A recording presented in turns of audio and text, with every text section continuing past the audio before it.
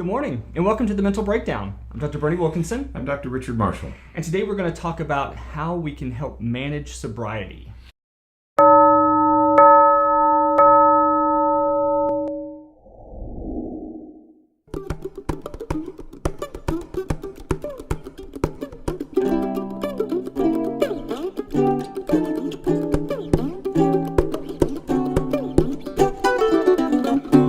So today we're going to talk about managing sobriety and how big of a problem this really is. Yeah, well, let's talk about that first. But Dr. Richard, I was so surprised as we were putting information together for this podcast. Right.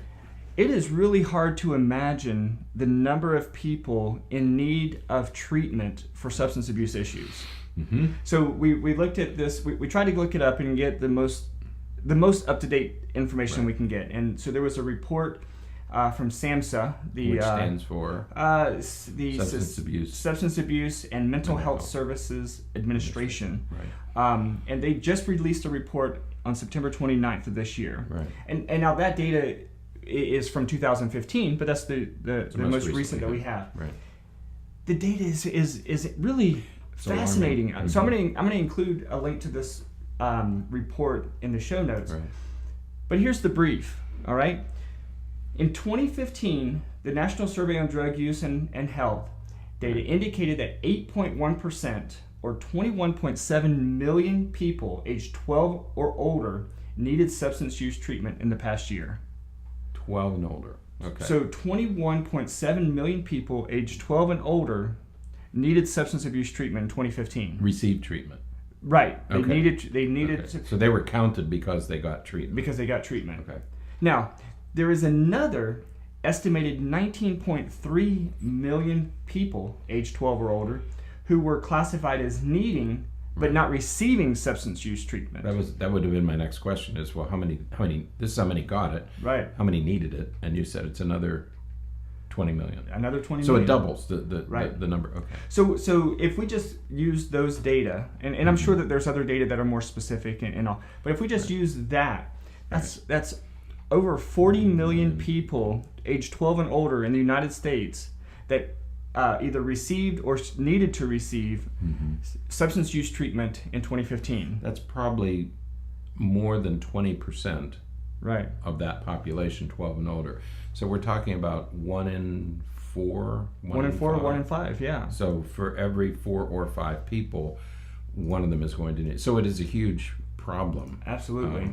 Far-reaching problem. So substance abuse of all types, right, is a huge problem. I read somewhere too that the monetary cost. Yeah, I lost that. $700 billion. But it was $700 billion lost time at work, health-related costs, and the crime and all that. $700. It's almost $1 trillion. I mean, we talk about the United States debt, the whole debt of our entire country in terms of trillions of dollars. Here's a single issue that's very close. It's 3/4 of the way to $1 trillion. $1 trillion is unimaginable to me. I mean, $1 billion is unimaginable. Our brain has 100 billion neurons. That's unimaginable. We're talking about $700 billion lost each year because of substance abuse. Yeah. So whether you look at it as percent of the population or the amount of money, the amount of lost money because of it, this is a huge problem. This is not an insignificant problem. Absolutely. But staying sober is very difficult. Oh, we see people regularly in our practice who come in and say, it's just so hard. It's so hard to stay sober. It's so hard to stay clean. Right. You know? And we see the struggle. We see it in our patients that they struggle daily with this temptation to return to those addictive substances. Right. So it's an enormously difficult thing to manage on an individual level. Right. Yeah. Here's the data. It was there. I just didn't. It's from the National Institute on Drug Abuse, mm-hmm. and what they said is the cost of substance abuse, including tobacco, alcohol, and other illicit drugs, it's more than $700 billion annual in costs related to crime, lost work productivity, and healthcare. Mm-hmm. And of course, the biggest portion of it, or one of the biggest portions of it, is healthcare. Healthcare, right. With tobacco alone, $130 billion just in healthcare related Just costs. for tobacco. Just for tobacco. Oh. That's incredible. Mm-hmm. And so it is absolutely a imperative that we think about and we talk about, so if you are struggling with any of these things, how do you maintain sobriety? How do you stay away from these substances? Right. So the first thing we have to talk about with that, certainly is we have to deal with the chemical dependency. We believe that much of one's tendency towards substance abuse has a mental health underpinning. Exactly. There is some root there related to mental health issues. That's right. People are self-medicating. Right. I mean, teenagers, for example, when they come in and they'll talk about their drug use, some are social drug users, like adults are social drinkers. And, right. You don't drink every day, but if you go to a party, you drink, or if you might come home and have a drink with your spouse or something, but you're not drinking every day and it's right. not impairing you. And that's the way most teenagers handle drugs, whether right. it's marijuana or alcohol, whatever it is. However, when teenagers come in and they say, I can't get to sleep unless I smoke a joint. I right. can't go to school unless I'm hot. I can't do this unless I'm... Then we're moving towards self-medication. Right. And that's what I think most adults are doing too. Yeah. Is people who abuse these substances are probably self-medicating. Right. And so the first thing we have to do before we can really get to the idea of how do you maintain sobriety, right. the first thing is you have to get through the physical dependence, because right. Once it gets to the point where your body is dependent on the substance, mm-hmm. okay, we have to deal with that first. So that means either rehab or some type of program that's going to help you get off of the substance and be able to get where your body can right. function without. And that's without detox. It. Right. The detox facilities is that once you get that dependence, right. that neurological dependence, you have to deal with that. Right. Okay. So once we're at that point, right. then we need to. That's what we need to talk about. Okay, so how do we maintain right. this? Mm-hmm. And I guess since we were just talking about it that way, I guess the first thing we should talk about is we need to deal with sort of that thing that was going on that led to the substance abuse in the first place. That's right. Well, how did you get here? And that tends to be a substance, a mental health issue. Exactly. Right. And I know the argument that says, well, I have an addictive personality, and it was peer pressure, and that's what got me into it. I appreciate that idea or that perspective, but let's think about what that means. If you are an individual who would be that would respond that way to peer pressure, right? It may not be a mental health issue from the perspective of depression and ADHD and those kinds of things, but it certainly could be a mental health issue as it relates to social anxiety or a personality trait that says that I need to find a way to fit in because maybe a self-esteem issue. I don't have anything else to offer, so I need to do what they're doing so that I can fit in. Or I can't mix at a party unless right. I'm a little bit high. Right. Okay? I can't relax enough, or mm-hmm. I can't talk enough. Right. And so it begins that way, okay? Right. And moves forward. Right. But there's always some starting point. Right. So there's still some mental health, and notice that we're saying mental health issue, not necessarily mental illness. Exactly. Because there is a difference between those two right. things. Mm-hmm. So we have to deal with the mental health issue as just a critical aspect mm-hmm. of any type of treatment related to maintaining sobriety. Right. Exactly. There's just no. I mean, almost every person I've dealt with who struggles with chemical dependence mm-hmm.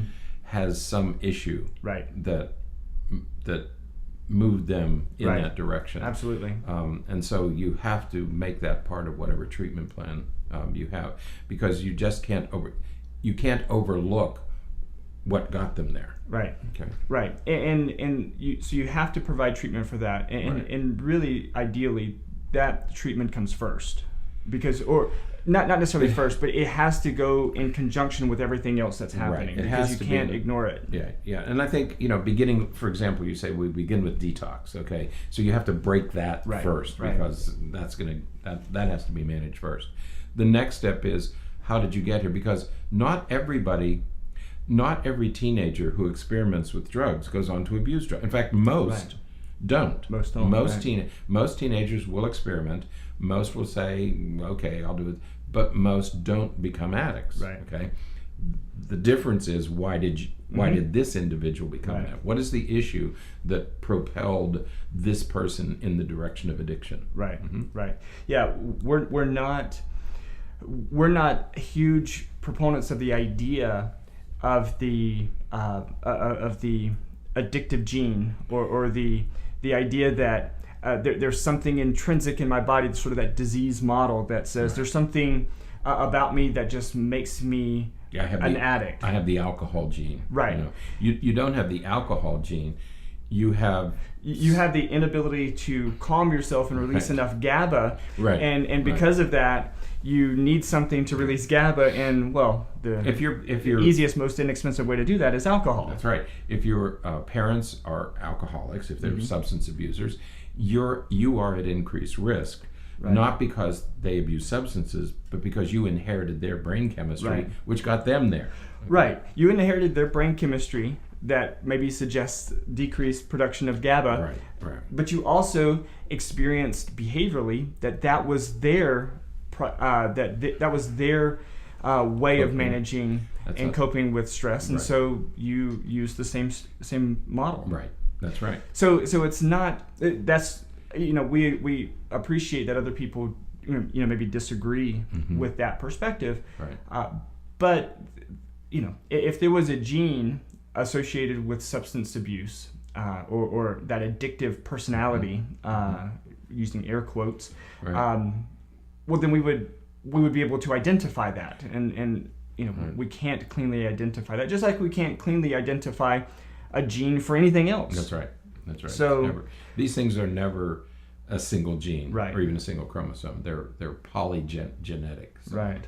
Ooh, polygenetic. Right. So the first thing is that mental health treatment. Right. You have to do that. Now, the next things that we're going to talk about that's associated with maintaining sobriety really is the things that we talk about with all things, and that is healthy lifestyle. Right. You gotta eat well, sleep well, and exercise. Yeah, you got to get your health back. Yeah. I mean, if you've been abusing substances, you're not in a healthy physical state. Okay, so you have to get back to a healthy physical state. Right. And now, and you can listen to lots of our other podcasts about this topic, but here is just an example of why it's so important with substance abuse. When you abuse alcohol chronically, let's say you've been abusing alcohol for a while, and then you stop alcohol use, one of the things we know is that you are at significantly elevated risk for a decrease in a substance in your body called SAMe. Big S, big A, big M, little e. And what SAMe is that SAMe is very important in one of these cycles in your body's chemistry that produces energy that leads to neurotransmitter development and really helps with our overall functioning. We know that people with decreased levels of SAMe, they end up being depressed, they end up being anxious and having all kinds of other problems and issues. Abusing alcohol decreases SAMe. Right. So how do you increase SAMe? You eat well, you sleep, and you exercise. Or you buy it at the Walgreens. Or you buy a bottle with SAMe on it. Right. Like I said, capital SAM, small e. Right. You can buy it, And it will help with the production. Well, it will help with as a supplement, but it's not going to be the cure. You can't only do that. Right. You can't just go buy SAMe and say, okay, this will take care of it. Yeah. No. Because there's other things that are needed for SAMe to kind of change into the next part that it needs to change into. But it's all part of the methylation cycle, and it's so important for our functioning. And so, again, we know that these relationships exist. We know that when we abuse certain substances, it decreases our body's production of those substances. And if we're bringing it in from the outside, our body doesn't need to produce it. I mean, it's as simple as that. And the fascinating thing, and I don't think that people really understand this as well as they should, most of the chemicals that your body needs, your body can't produce without us ingesting the right supplements or the right nutrients and not micronutrients. Now, we can get some of that through supplements, but it is impossible to get everything you need from supplements. That's right. And that's why physicians have said, if you want to take a vitamin, go ahead, but it's not going to replace what you need to do. So, the external ingestion, vitamins and minerals, it's not going to hurt, but you still have to do the other things. You still have to do the things. And just one last example. One of the biggest problems, especially here in the United States, that we have is that we, as a populace, are chronically depleted in vitamin D. We don't get enough vitamin D. Why? Because we don't go outside. We aren't exposed to the sun. When we do get exposed to the sun, we coat ourselves with sunblock, which is good fine for your skin, but in some ways. But so we really don't get the vitamin D that we need.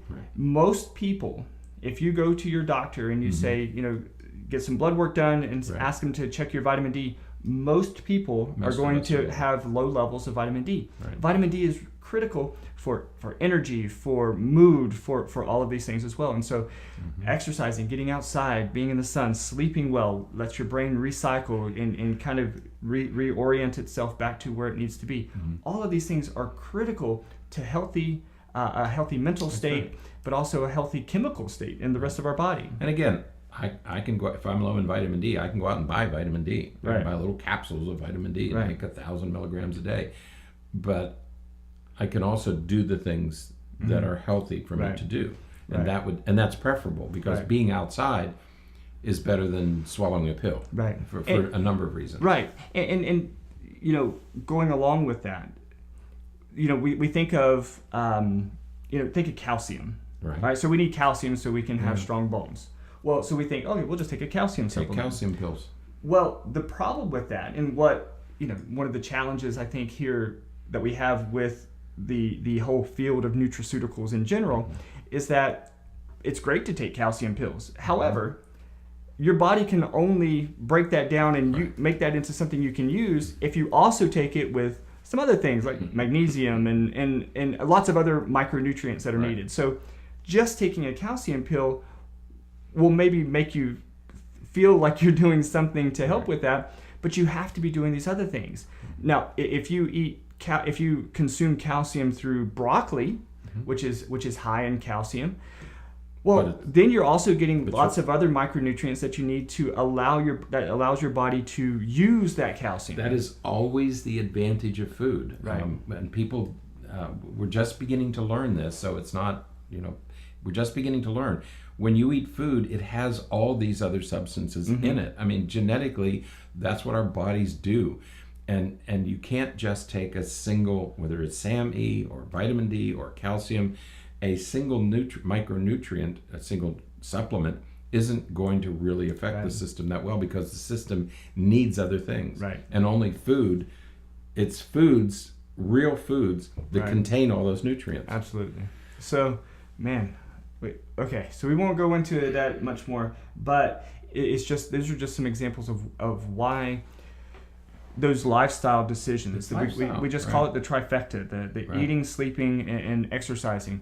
Why that aspect of your life is so critical to healthy functioning and mental health and otherwise. But the message here is, if you said this at the beginning, if you've been abusing substances, it doesn't matter what the substance is, if you've been abusing something, you have to get back to a healthier state, and you have to work on your nutrition, and that comes through food. It doesn't come through supplements that you buy in a store. It comes through food, raw, natural foods, not processed foods, raw, natural foods.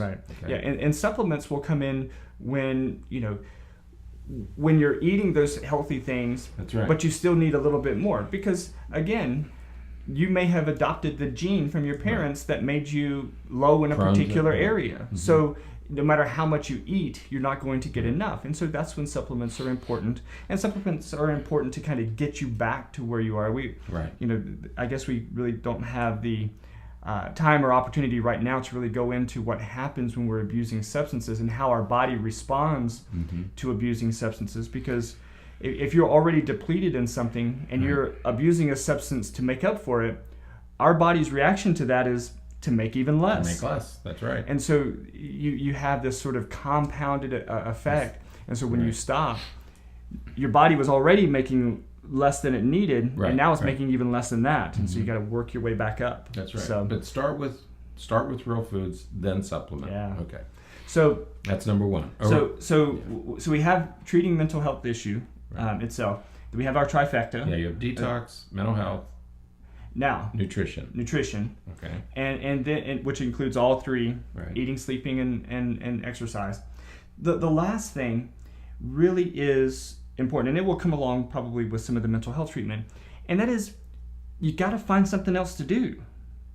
You know, if you are the type of person who drank alcohol, for example, and every day you'd go to work, you'd put in your 8 to 10 hours, you get home and you're sitting at home watching TV, and that was the time when you would drink a few beers or something. Mm-hmm.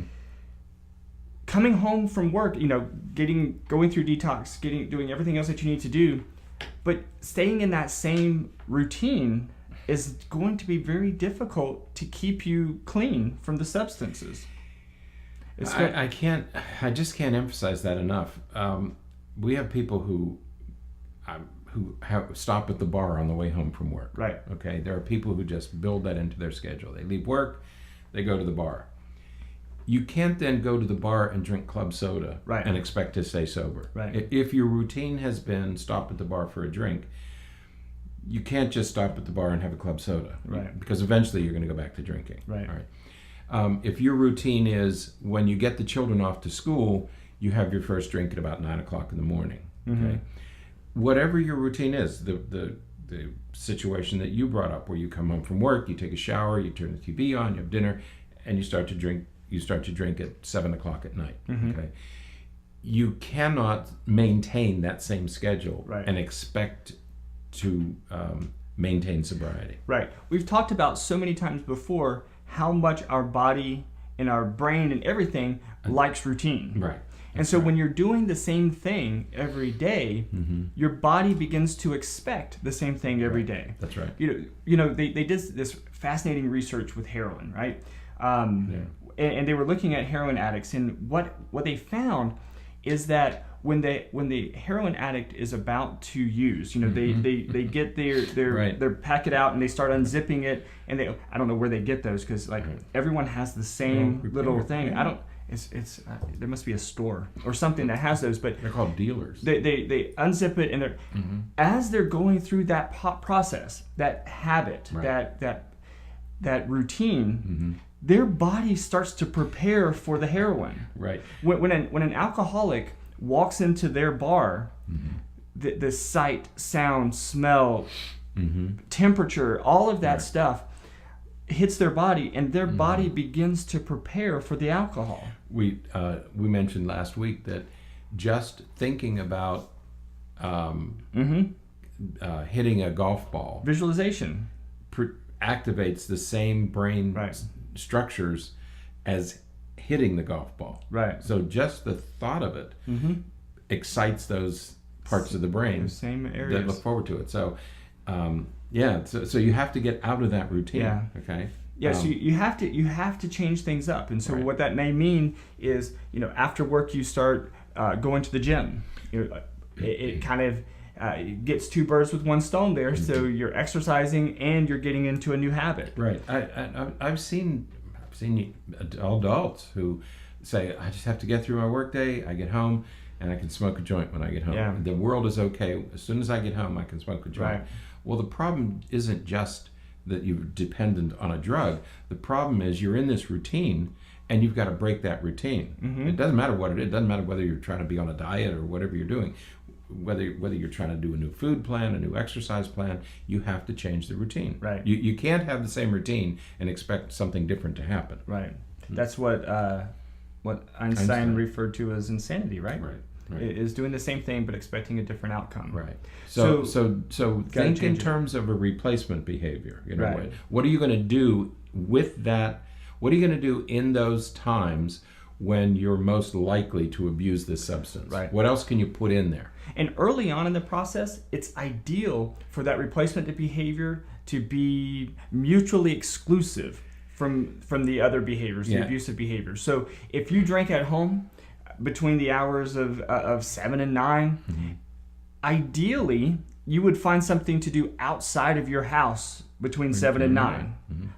Maybe not the whole time, but at least for a good portion of that time, because then it takes you away from the, you know, you can't drink at home if you're not at home. Right. You can't drink at home if you don't have alcohol at home. Right. You know, so you have to do things that are mutually exclusive. That's why, you know, as you said a minute ago, you can't frequent the same places. You can't go to a bar, the bar that you've been going to for the past 10 years to drink alcohol. You can't go to that same bar and say, I'm just going to drink, I wouldn't drink club soda. It's not good to me. But Coke. You can't go there Coke. and say, you know, I'm just going to have Coke. water. I'm just going to have water. It's all right. You remember that You're not show gonna do that. Cheers? Remember when that was on? Yeah. Okay. So you had these regulars who would come to, it's a wonderful TV show. Norm. But that was a perfect example of these guys. Every day they had the same seat. This is Nom's seat. So same seat, same drink, same everything. If you want to stop drinking, you don't go in and start drinking Coke, because that's not going to happen. You have to go someplace else. Alan Kasdan is a child psychologist at Yale, and he has something called the replacement behavior he refers to as the positive opposite. Right. And that's what we're asking you to find here, is find the positive opposite. Right. If you're not going, you can't be drinking and exercising at the same time. Right. So the positive opposite of drinking would be exercising. Right. Okay. So look for the positive opposite: a different place, a different routine. Right. If you drink at home alone, then have somebody come over. Right. You know, drink. That's what AA says all the time. You know, call your sponsor. Get other people involved in your life who will help you to stay sober. Right. Okay. Absolutely. So look for the positive opposite. Right. So the process of finding success in sobriety really is a multi-tiered approach. You know, you have to get through that first detox and break the dependence first. Right. The physical dependence. Right. And then you have to break the psychological dependence, and that's what all this other stuff does. Right. And then change your life. Right. Okay. So that's nutrition, exercise, and sleep. Good sleep. Because alcohol, any of these drugs will interfere with sleep. Right. I mean, you might think you're sleeping well, but you're really not. Yeah. When you have alcohol in your system, it disrupts the sleep cycle. Right. Even though you might think you're sleeping well, your brain isn't sleeping well. Yeah. So you have those three: nutrition, exercise, sleep. Right. And then the last is mental health treatment. And replacement behaviors. Hopefully those two things will go together, because you'll work with a mental health professional who will be able to help you with that. Who should be doing that. Yeah. You should be talking about that. You've got to change the routine.